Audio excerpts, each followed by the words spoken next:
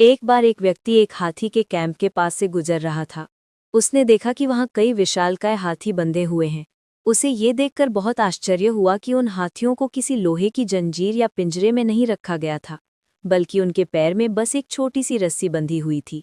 ये स्पष्ट था कि वे शक्तिशाली हाथी जब चाहें उस रस्सी को एक झटके में तोड़कर कहीं भी जा सकते थे, लेकिन किसी वजह से वे ऐसा नहीं कर रहे थे।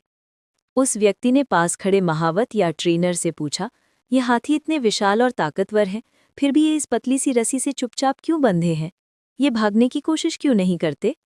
महावत ने मुस्कुराते हुए जवाब दिया, जब ये हाथी बहुत छोटे थे, तब हम उन्हें बांधने के लिए इसी आकार की रस्सी का इस्तेमाल करते थे। उस उम्र में ये रस्सी उन्हें रोकने के लिए काफ़ी थी। उन्होंने उस वक्त रस्सी तोड़ने की बहुत कोशिश की, लेकिन वे छोटे थे इसलिए सफल नहीं हो पाए।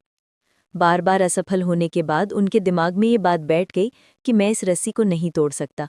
अब वे बड़े और बहुत ताकतवर हो गए हैं, लेकिन आज भी उनका यही विश्वास है कि वे रस्सी नहीं तोड़ सकते, इसलिए वे कभी इसे तोड़ने की कोशिश ही नहीं करते।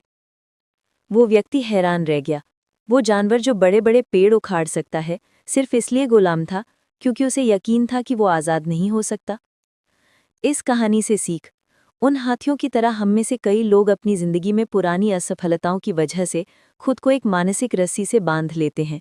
हम सोचते हैं कि मैं ये नहीं कर सकता क्योंकि मैं एक बार फेल हो गया था। याद रखें, असफलता सीखने का एक हिस्सा है, अंत नहीं। जीवन का मंत्र। दुनिया आपको तब तक नहीं हरा सकती जब तक आप खुद अपनी सोच से ना हार जाएं। अपनी पुरानी जंजीरों को तोड़ें और अपनी असली ताकत को पहचानें। क्या आप चाहते हैं कि मैं आपको कड़ी मेहनत या आत्मविश्वास पर एक और कहानी सुनाऊं?